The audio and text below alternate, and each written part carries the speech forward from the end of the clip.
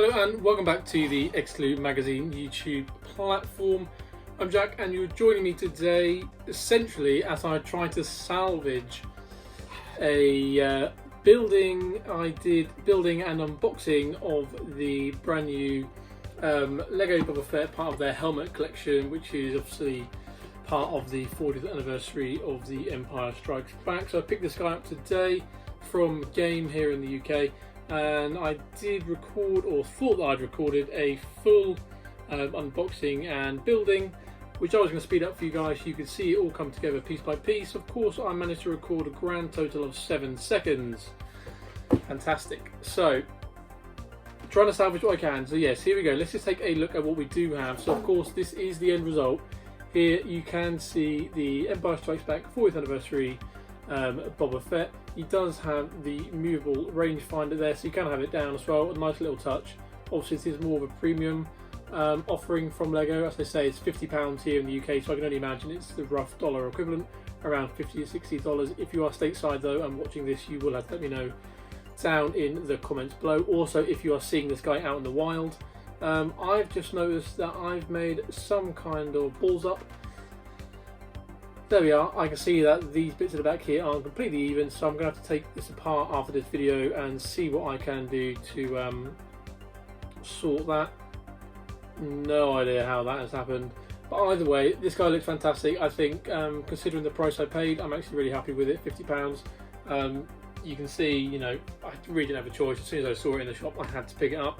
So there we are. I will just kind of get out the... This is the Brickheads version. Get this guy out as well, just so you can see the actual size comparison there. I'm hoping that is in the video. If not, it's going to cap off what has already been a bit of a wasted day. So yeah, that is a slight difference there between your standard LEGO offering there, the Brickheads. Again, I like this guy. I love how they managed to pack in as much detail as they can into what is a very small figure really. And then obviously the much more premium price pointed release here with the movable rangefinder. You can flip this bit up here again, not that you'd ever need to, but it is there just in case. So I was on the fence about getting the other ones, the TIE Fighter pilot, and I believe it's the Stormtrooper as well. I may be mistaken on that. Of course, Boba had to have it. I don't think I will get the other ones purely because they don't really fit with the whole bounty hunter setup which I have behind me. If they were to do a Jango, or perhaps actually in the future whether we do get a Mandalorian, whether it be the Beskar one or the standard one, obviously we'll have to see. But there we are, that is that. Salvaged what I could. Really gutted I couldn't bring you the full speed build of that, but hopefully we'll get another shot one day if I do pick up one of the other helmets, perhaps if they are on discount. So leave that there for you, put the blaster back on. Leave that there for you just so you can see. That does bring us on to the second of today's articles, which is of course the Disney ToyBox Jango Fett. Now we saw this guy previewed about a week and a half ago, 2 weeks ago, and walked into Disney Store today here in the UK, and he was out there on the shelves. Again, not something I went out with any intention to pick up, but something that I could not ignore. Again, got represented in the old Jango corner, and on the back there you get a little teaser. I don't know how well you can see that.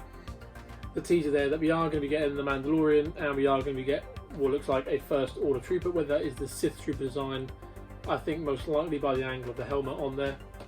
So, contrary to what you see, generally if something is on a blister, if something is on a card pack, I don't like to open it because I don't like to ruin the cardboard.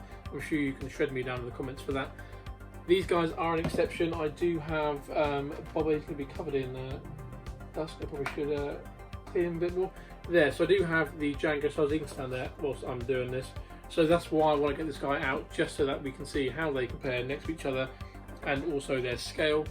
So what I do tend to do if it is like this, so for instance, if I was, not that I'm ever going to, but if I was to open this guy, I would use the exact same method so I don't damage the cardboard. So I'm just going to take a knife and I'm just going to slice.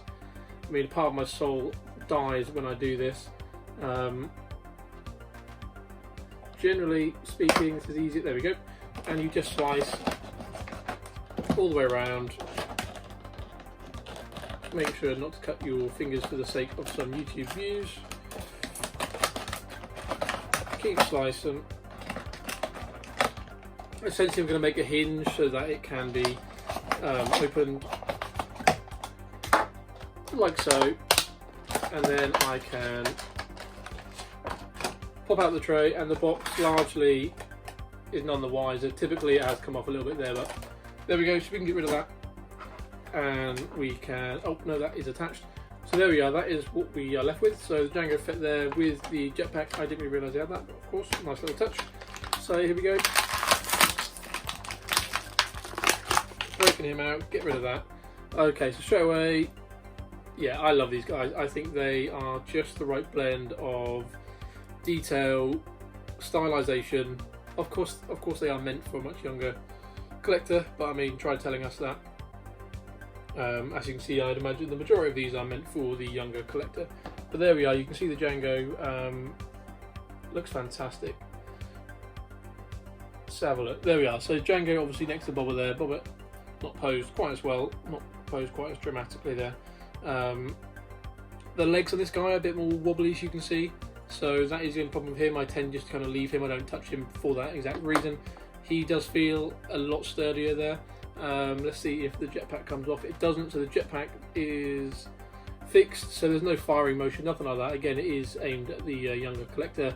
The blasters, though, can be removed from his hand and popped into their holsters there. I think you can get it in a bit further. Yep, you can.